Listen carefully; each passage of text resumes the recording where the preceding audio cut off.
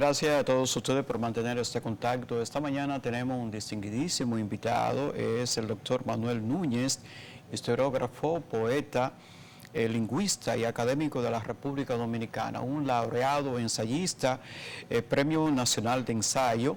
Y en este momento vamos a conversar de un tema sumamente importante. Gracias, Manuel, te saqué de tu área de confort en esta mañana. Bueno, área de confort no es tanto. Yo sé que sí, yo sé que las mañanas son un tanto importantes. Manuel, República Dominicana ha cargado por mucho tiempo, de manera histórica y de manera muy presencial, a Haití. En este momento Haití no despega. Y quiero comenzarlo de esta manera porque la historia no quiero que se vuelva a repetir en República Dominicana.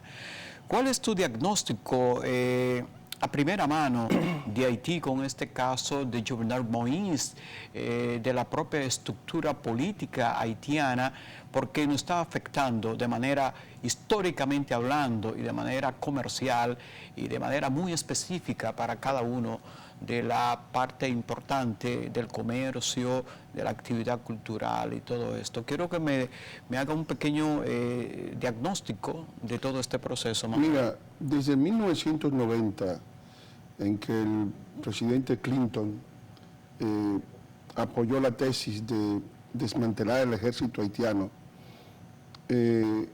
dispersando todas esas situaciones que ese ejército había puesto, ¿no?, en tela de juicio, porque habían derrocado al presidente Aristide, habían hecho en algún momento una junta militar.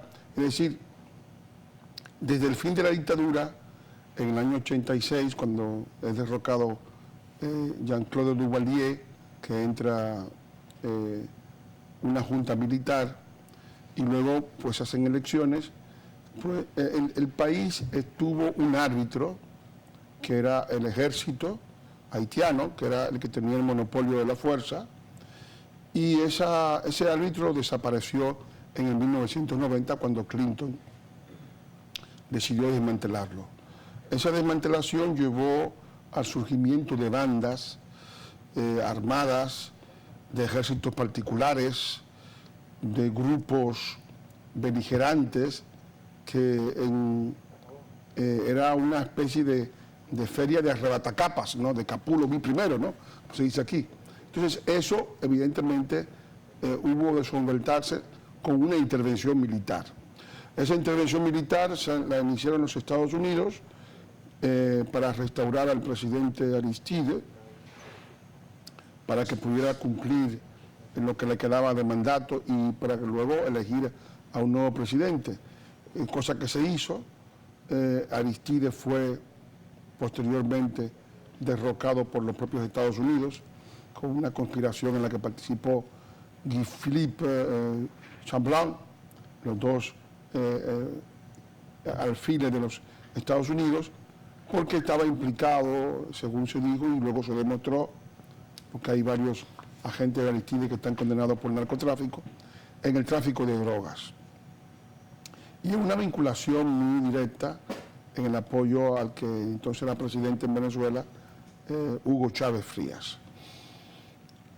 Esa intervención se remató con otra intervención de las Naciones Unidas que duró 14 años, la MINUSTAH. Los haitianos entendieron que esa intervención debía mantenerse per secula seculorum, cosa que es imposible porque era un gasto de más de 900 millones de dólares por año, con una fuerza internacional que llegó a tener 18.000 soldados, 20.000 soldados en algún momento, luego se redujo a 13.000, luego a 5.000 y luego pues se redujo a una fuerza simbólica de la MINUSJUS de un centenar de asesores militares y un grupo que tenía como finalidad de formar a la Policía Nacional para implantar un régimen de control, ¿no?, y de seguridad en las ciudades, cosa que tampoco se ha hecho habitualmente porque la policía ha estado reduciéndose, tenía 5.000 miembros, ahora tiene 3.000, o sea que no hay allí una situación de seguridad. Esa es la primera situación. Al irse la MINUSTAH, desapareció el polo de autoridad y ya no hay nadie que sea árbitro y que pueda tener el monopolio de la fuerza en esas circunstancias. En ese sentido, el presidente Jovenel Moïse, como se llama, este señor, decidió emprender una reforma de la Constitución haitiana que tiene un sistema de doble legitimidad, porque en Haití hay el jefe del Estado, que es el presidente, y luego el jefe del gobierno, que es el primer ministro. El primer ministro es electo por el Congreso a proposición del presidente de la República, que propone el nombre de la persona que va a ser electa y el Congreso, las dos cámaras, el bicameral, lo ratifica. Eso en un país como Haití es extremadamente complejo porque es un sistema de doble legitimidad y no siempre la elección del Congreso favorece al presidente, porque muchas veces el presidente tiene minoría en el Congreso y entonces elegirían a un miembro de la oposición para mandar en el país, para dirigir los ministerios, lo cual evidentemente se llegaría a la política de los nulos. O sea, si el presidente tiene un proyecto, el primer ministro tiene otro proyecto diferente al del presidente.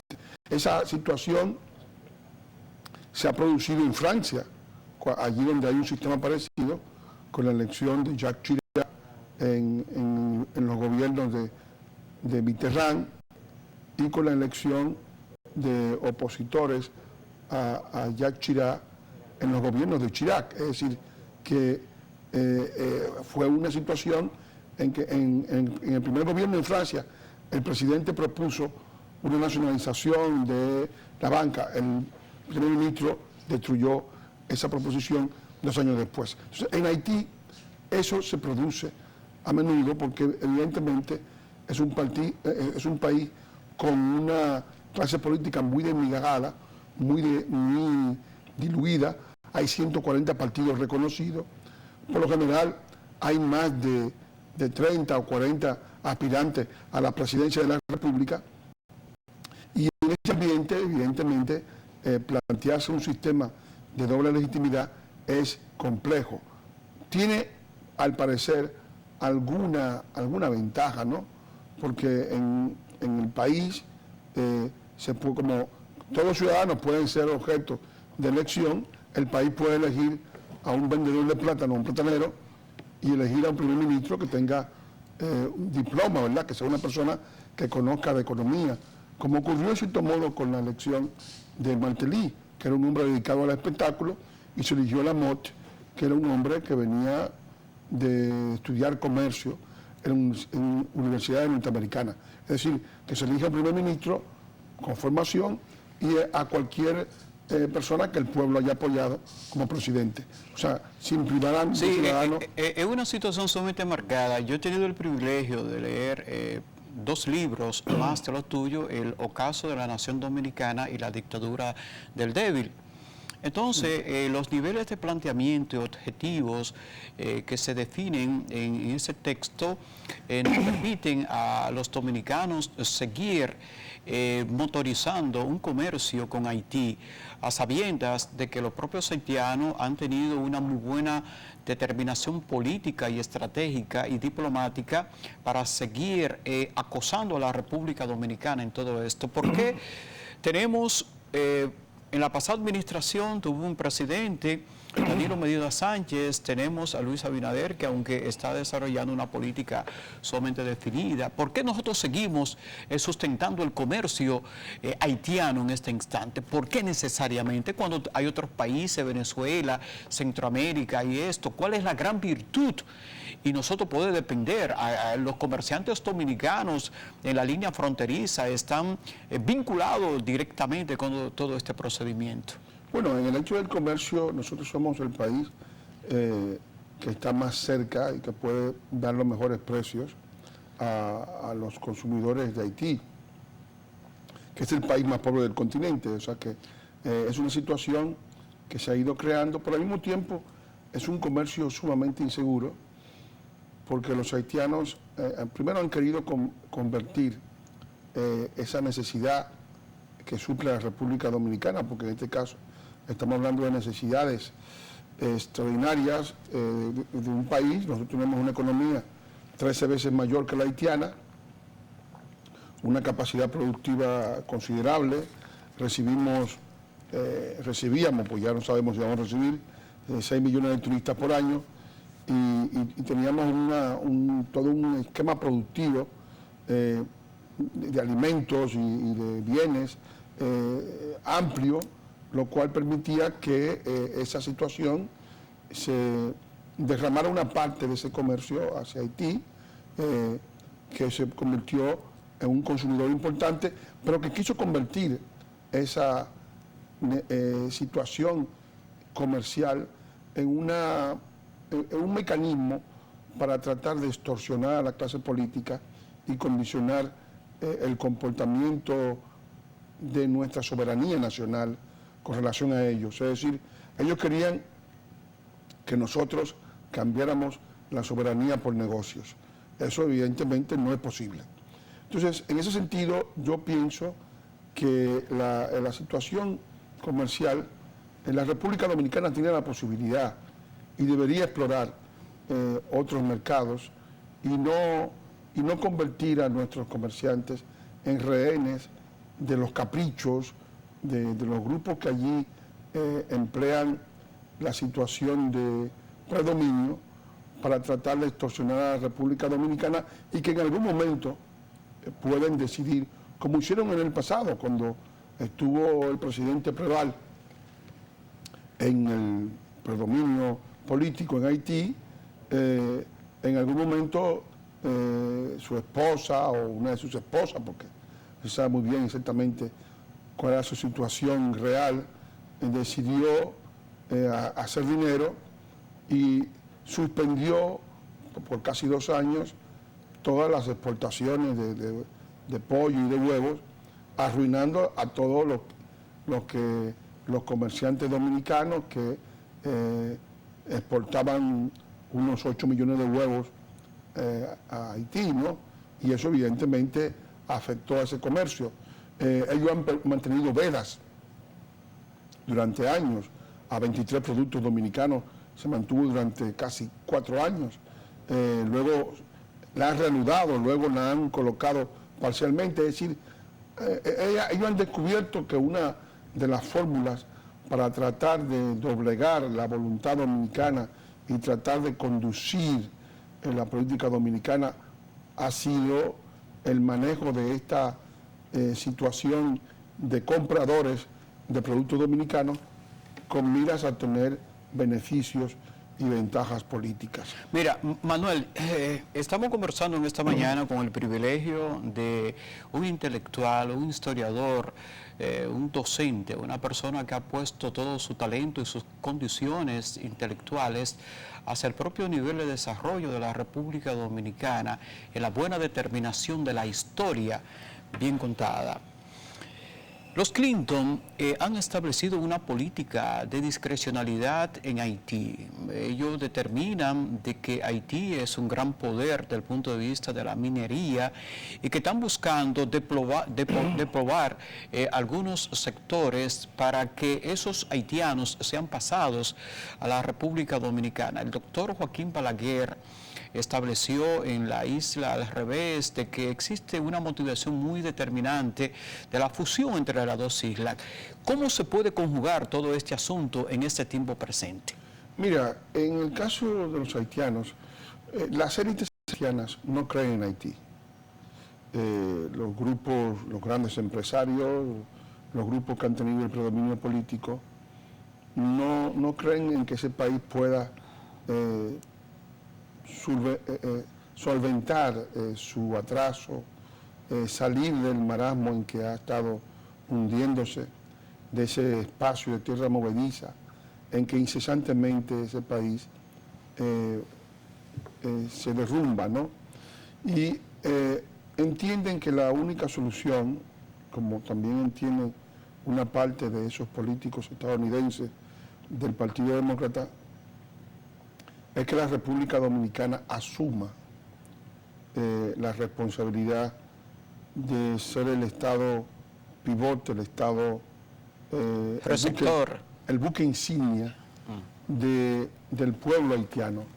Eso, desde luego, a la República Dominicana le planteó un problema de diverso orden. En primer lugar, si la República Dominicana asume Haití, sería destruir a la República Dominicana como tal, porque la República Dominicana es un Estado soberano nacido del divorcio con Haití. O sea, nuestra independencia fue justamente parte del ideario del fundador de la República, Juan Pablo Duarte, que habiendo experimentado en su generación el dominio haitiano durante 22 años, decidieron emprender la tarea de la independencia dominicana. Los dominicanos no tienen que tener ningún tipo de resquemor con esa independencia, porque toda la isla, desde 1492 hasta 1697, fecha en que se produce el Tratado de Risuí, fue dominicana, o sea, perteneció al grupo original del cual nacen los dominicanos, que era la colonia española de Santo Domingo. Entonces, si toda la isla fue nuestra durante 2 siglos, Haití es un producto de la piratería, de toda la ambición francesa por apoderarse de territorios que no les pertenecían, y allí se formó la colonia de Saint-Domingue. Ellos llamaron Saint-Domingue. El nombre de Haití es un fenómeno del siglo XIX, no existía ese nombre. Era uno de los nombres de las lenguas indígenas que tenía la isla para esa parte, pero no era el nombre de la isla y nunca fue el nombre de la isla total.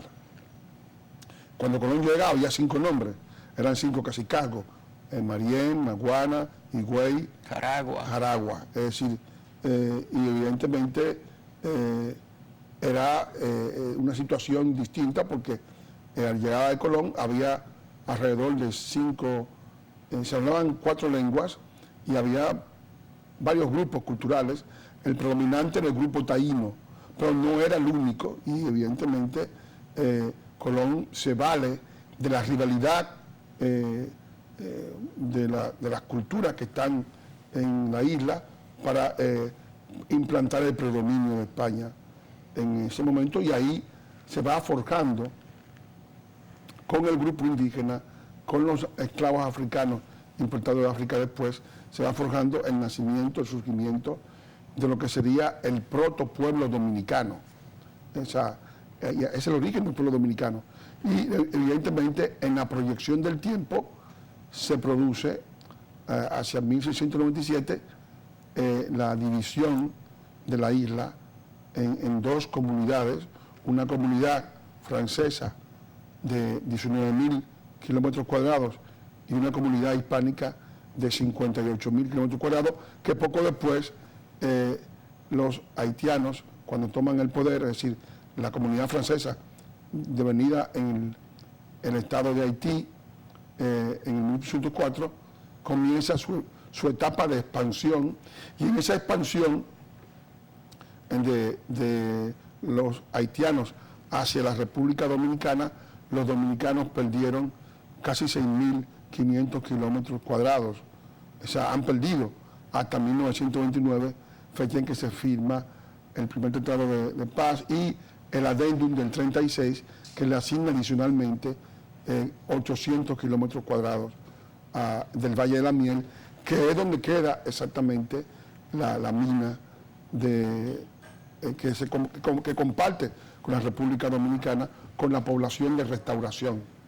Es decir, la mina está entre los 2 países, la mina de oro, me refiero, ¿no?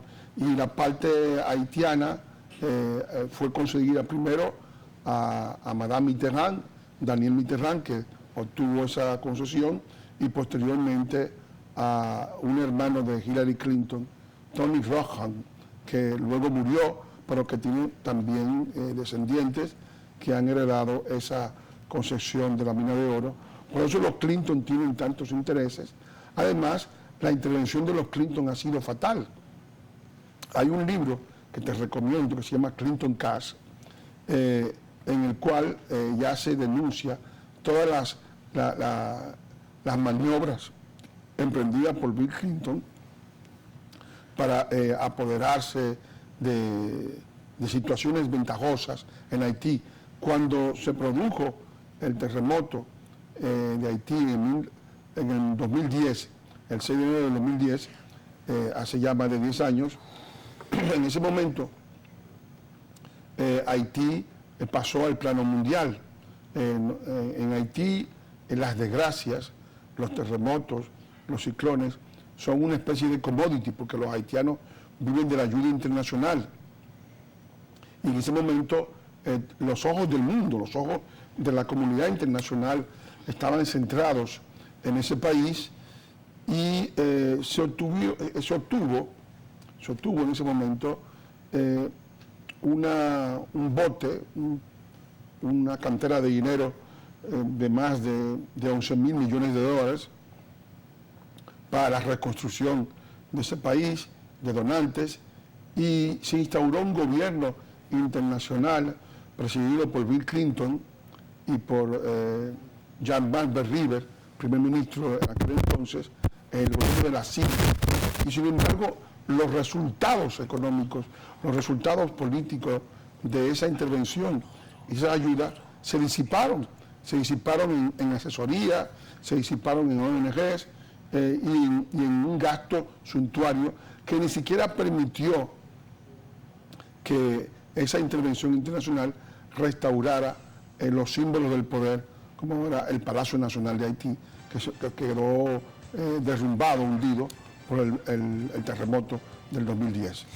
Bueno, realmente para nosotros es una satisfacción muy especial.